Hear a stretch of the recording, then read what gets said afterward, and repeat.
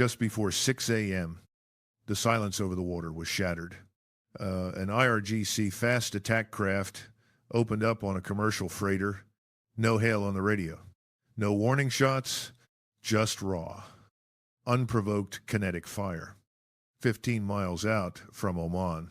This wasn't a warship. It was a Liberian-flagged vessel, owned by Greeks, manned by an international crew, completely neutral, with zero skin in this geopolitical game. Fast forward exactly 3 hours, and history repeats itself. The Euphoria, a Panamanian container ship, takes heavy fire just 8 miles off Iran's coastline. She managed to alter course and break away, but the MSC Francesca wasn't so lucky. Swarmed by IRGC naval assets, she was hijacked and dragged straight into Iranian territorial waters at gunpoint. Tehran wasted no time broadcasting the footage. They wanted the world to see their prize. Global markets braced for impact, and the international community held its breath, waiting for the inevitable American hammer to drop. But from the White House, absolute silence. No tomahawks were launched. No grand televised addresses. Not a single retaliatory shot fired. And that silence is deafening because it exposes a fatal miscalculation by Tehran. They don't realize the jaws of the trap have already snapped shut. Every rogue missile they launch, every tanker they harass, every propaganda video they push out doesn't dent American leverage. It reinforces it. And whatever Washington has moving across the ocean right now, scheduled to arrive in exactly 3 days, is going to make this morning's hijackings look like a mere dress rehearsal. Stick around, because the next 72 hours inside the Strait of Hormuz are about to rewrite the rules of this entire standoff. The countdown has officially started. If you want to grasp exactly why the White House is completely ignoring Tehran's desperate bait, you have to look at the silent weapon currently strangling the Iranian regime. Not a single American missile has been launched. Yet the devastation is absolute. CENTCOM has already forced 31 vessels to turn around. 4 Iranian tankers have been impounded, with 8 more intercepted and pushed back. Right now, Iran's oil exports are sitting at a flat zero. We are talking about a daily financial bleed of up to $500 million, with total losses rapidly closing in on the $4 billion mark and showing absolutely no signs of slowing down. The president laid out the grim reality on Truth Social with zero diplomatic sugarcoating, stating outright that Iran is in financial collapse, bleeding $500 million a day, and begging for the strait to be reopened. But the real kicker was his mention that their military and police forces are complaining about missing their paychecks. That specific detail is the linchpin. When an authoritarian regime can't afford to pay the men holding the weapons, the entire foundation of its power structure starts to fracture in ways that state propaganda can never fix. And the ticking clock behind Tehran's panic was just laid bare by the Treasury Secretary. Within mere days, the massive crude storage facilities on Karg Island will hit maximum capacity. Once that happens, Iran will be forced to physically shut down its oil wells.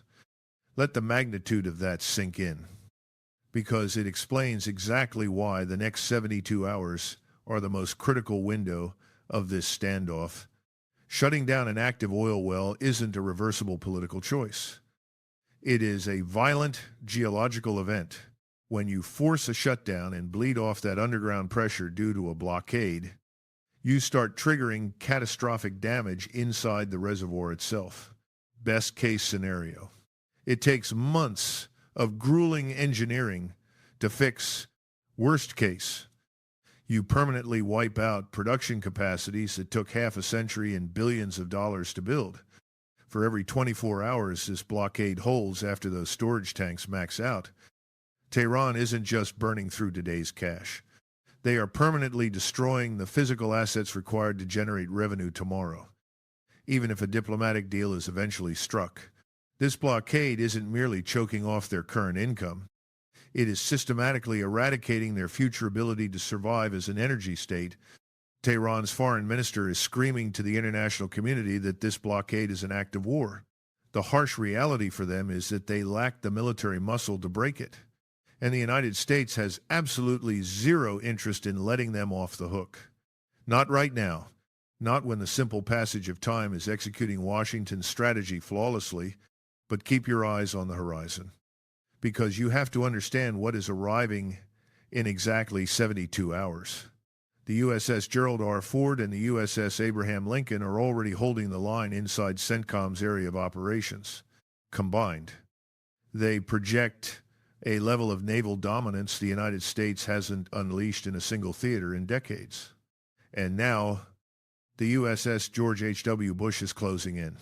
By taking the long way around the Cape of Good Hope, the strike group completely bypassed the Houthi kill zones near Bab el-Mandeb.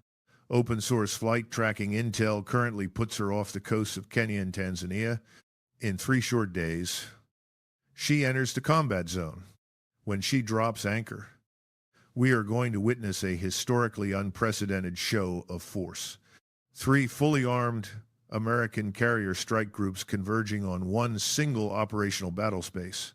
We're talking 3 nuclear-powered supercarriers, a massive screen of Aegis-guided missile destroyers, and lethal hunter-killer submarine packs lurking below the surface.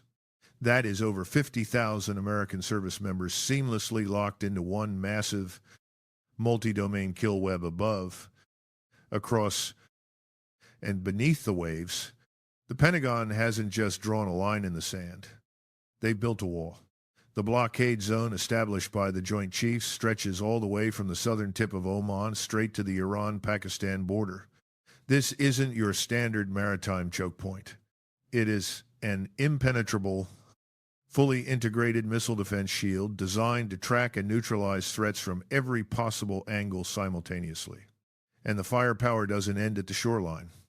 Washington is flooding the region with over 150 advanced combat aircraft, a massive swarm of 5th-generation F-22 Raptors and F-35 Lightnings, backed up by F-18 Super Hornets and F-16 Vipers.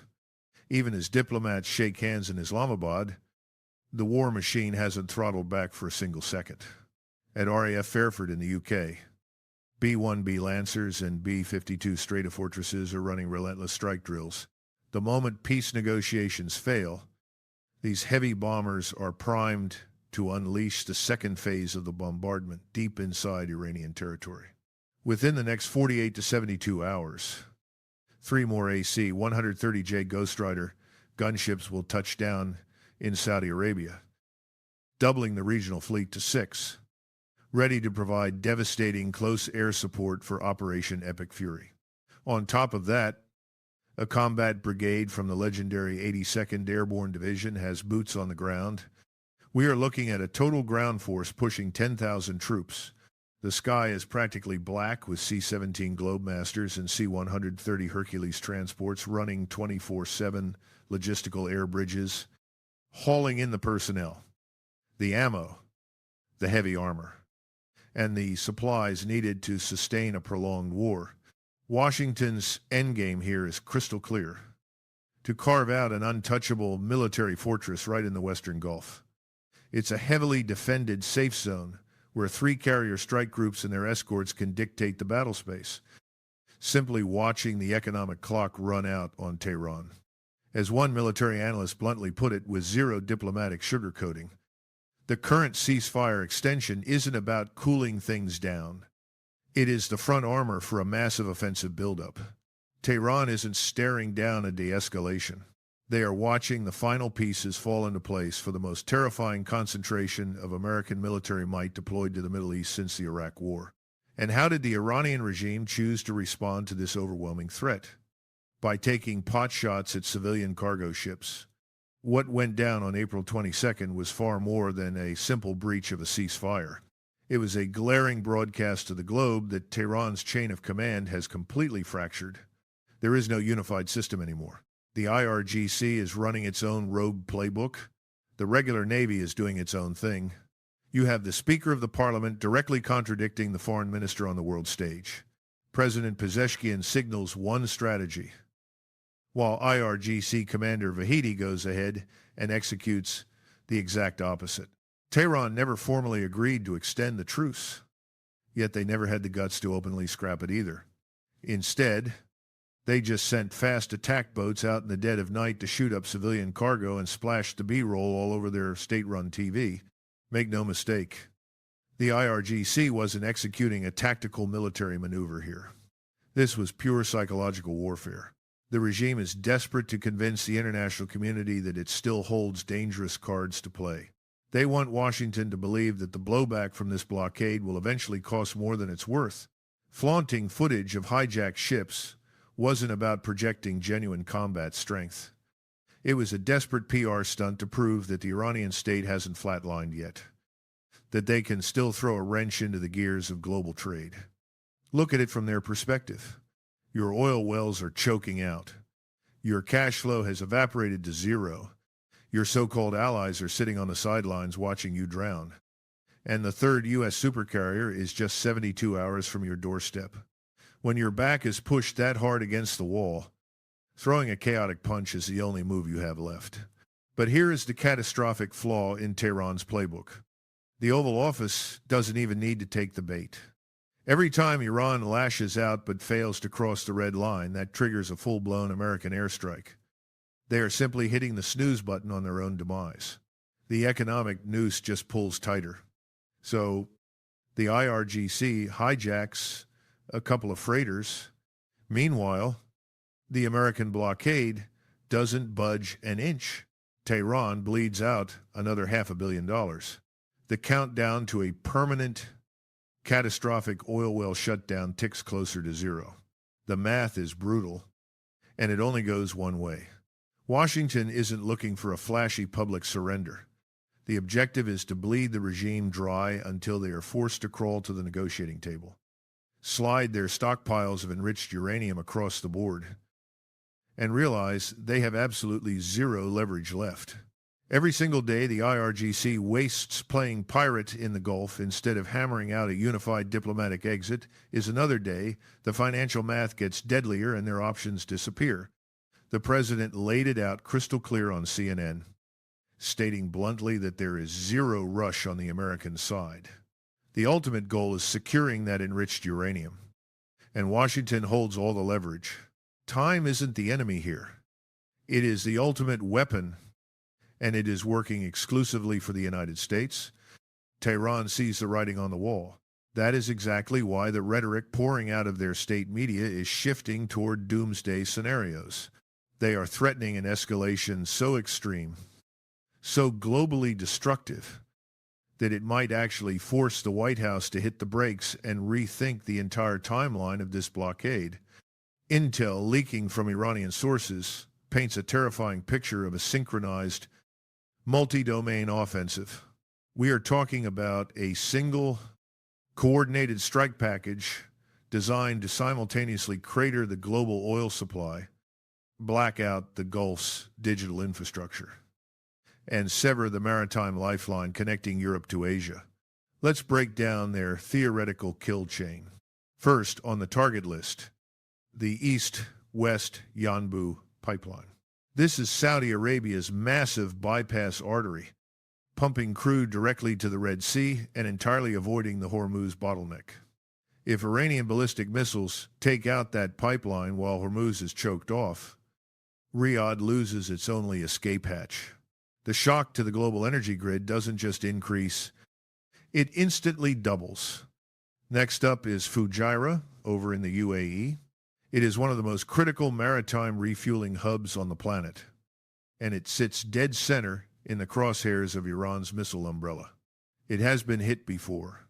If Tehran decides to level Fujairah, the entire logistical backbone that keeps commercial fleets moving across the Arabian Sea and Indian Ocean collapses exactly when those alternative routes are already stretched to the breaking point.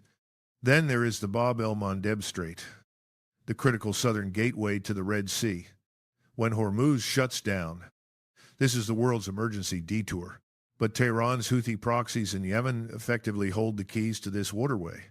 If the IRGC gives the green light for the Houthis to blockade Bab el-Mandeb at the exact same moment Hormuz goes dark. The world's two most vital energy choke points are severed simultaneously. In the blink of an eye, a quarter of all seaborne energy vanishes from the global market. But the most catastrophic piece of this puzzle, the one almost nobody is talking about, lies at the bottom of the ocean. The underwater fiber optic cables, roughly 7 massive cable networks, snake through the Strait of Hormuz, handling a staggering 97% of all internet traffic for the Gulf states. Iranian state channels have already openly published maps of these underwater grids, bragging about how vulnerable they are. Keep in mind, their suicide drones have previously targeted data centers in Bahrain and the UAE. If they manage to slice those submerged lines, the entire Arabian Peninsula is thrown into the digital dark ages. Cloud networks disintegrate. Financial markets flatline. Entire communication grids go totally blind. If the regime manages to pull the trigger on all these vectors at once, the fallout would make the current economic blockade look like a minor inconvenience. 25% of the world's energy supply gets vaporized overnight. The Saudi backup plan goes up in smoke. The wealthiest Gulf states are wiped off the digital map. The pressure on Washington wouldn't just be a manageable regional headache anymore. It would transform into an instant, catastrophic global meltdown demanding an immediate exit strategy. On paper, this is Iran's ultimate doomsday button. But can Tehran actually pull the trigger on this doomsday plan? Let's look at the board. The Houthi menace down at Bab el-Mandeb is a known quantity, and the Pentagon is already 5 steps ahead. That is exactly why the USS George H.W. Bush took the long way around, deliberately bypassing the kill zone. American naval power is already perfectly positioned to lock down both Bab el-Mandeb and Hormuz at the exact same time. Sure, the Yanbu pipeline and the Fujairah fuel hubs are sitting ducks within range of Iranian ballistic missiles. But launching a strike there is a suicide pact. It means Tehran officially tears up the ceasefire and declares all-out war on Saudi Arabia and the UAE. Those Gulf states that have been sitting on the fence, playing it safe, a missile strike on their soil instantly vaporizes their neutrality. The regime is barely clinging to life under the crushing weight of the American blockade alone. They absolutely cannot survive a unified onslaught that includes the full military might of Riyadh and Abu Dhabi. Then there is the underwater fiber optic cable threat. It sounds like the ultimate supervillain move. But it is actually the fastest way for Iran to dig its own grave. Severing the Gulf's internet backbone doesn't put a single dent in the United States military or its aircraft carriers. You know who it does hurt? China, who desperately relies on that financial connectivity. It cripples India. It blindsides every neutral Gulf state in the region. In one single reckless move, Tehran would instantly transform every passive bystander on the global stage into an active, furious enemy. On paper, these escalation cards look terrifying. In the real world, the price of playing them drastically outweighs any tactical payoff.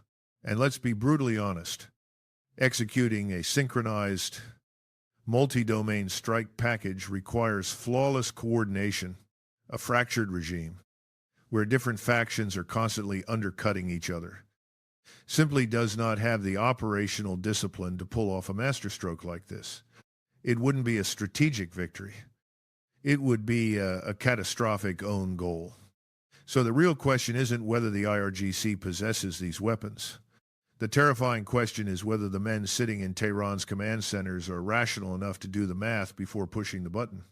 And right now, nobody in the intelligence community is betting on their sanity. Now, zoom out and look at the shockwaves this shattered ceasefire is sending across the globe. Brent crude has already smashed right through the $100 a barrel ceiling. Maritime insurance syndicates have officially slapped a high-risk label on the Strait. Premiums have skyrocketed so violently that sending a commercial freighter through without a warship escort is financial suicide. With freight costs spiking by up to 200% on critical routes, Commercial transit through the choke point has effectively flatlined. By firing on Greek and Liberian-flagged vessels, the IRGC just dragged the rest of the world into what used to be a strictly U.S.-Iran cage match. Athens is now mobilizing to protect its massive shipping empire. Liberia is furious over the reckless endangerment of its crew in international waters, and the Panamanian flag is currently flying over a hijacked vessel anchored under Iranian guns. We have officially crossed the Rubicon. This isn't just a bilateral dispute anymore. It is a massive, multi-nation maritime security nightmare. And Iran is treating global trade routes like a free-fire zone. By April 22nd, top military brass from over 30 allied nations descended on London to hammer out a multinational task force to secure Hormuz. And here is the crucial detail. Washington didn't even have to call the meeting. The international community woke up and realized that the world's most vital commercial artery was bleeding out. And fixing it requires a massive, unified global hammer. Not just American diplomacy. Tehran's policy campaign is a desperate gamble to accelerate that exact global panic. They want the insurance markets to freeze completely. They want shipping costs to go so nuclear that the global economy forces Washington to back off and lift the blockade long before the Pentagon is ready. It is a bold strategy to use the world's wallet as a human shield. But here is the cold, hard truth. It is failing miserably. The United States is not blinking. The economic chokehold remains absolute. That third nuclear supercarrier is just 72 hours from striking distance. And every time Iran throws a tantrum, that falls just short of triggering a massive American airstrike. They aren't changing the game. They are simply prolonging their own slow, agonizing financial suffocation. There's a massive detail the mainstream media is completely missing. The ammunition math. Yes, the Pentagon has burned through a massive chunk of its precision missiles and Patriot interceptors. But here's the brutal asymmetry of this war. America can reload. The U.S. defense industrial base is in wartime overdrive, churning out fresh ordnance 24/7. Iran, however, cannot replace what has been turned to ash. Their command centers, air defenses, and supply lines are smoking craters. To survive American decapitation strikes, Tehran decentralized its remaining forces under the Mosaic Defense Plan, breaking them into isolated cells. But by doing this, they traded a unified command structure for mere survival. Right now, nobody is actually steering the ship. The IRGC, the Navy, and the diplomats are all openly contradicting each other. While the supreme leader is reportedly in the ICU, those early morning ship hijackings weren't some brilliant strategic masterstroke. They were the panicked, rogue reflexes of a military wing operating completely in the dark. And this chaos is playing out under a terrifying nuclear shadow, with alarming intelligence leaks suggesting that nuclear options were even discussed in Washington. The doomsday clock is ticking louder than ever. The Pentagon isn't taking any scenario off the table, and Tehran knows they are completely outmatched. As we stare down the next 72 hours, three distinct endgames are in play. Scenario 1. Tehran's diplomats scrape together enough authority to surrender their enriched uranium. The blockade slowly lifts, saving their oil wells from permanent geological ruin. This is the exact outcome Washington engineered this crisis to produce. Scenario 2. Negotiations collapse. The IRGC pushes too far, and the U.S. unleashes Phase 2 of Operation Epic Fury. 3 supercarriers, 150-plus strike fighters, and strategic bombers execute a devastating campaign to permanently erase Iran's remaining military capacity. Scenario 3, the grinding stalemate, no peace deal, and no massive airstrikes, just a crushing economic chokehold. This is the Oval Office's preferred playbook, because time is exclusively an American weapon. Iran bleeds $500 million every single day. Their oil wells permanently collapse, and a desperate fuel-starved population finally revolts, every panicked hijacking, every stray missile, every military parade in Tehran isn't a show of strength. It is a frantic distress signal. It proves to the entire world that a regime under this level of crushing pressure has lost its mind. And a regime that can no longer think rationally is a regime that has officially run out of runway.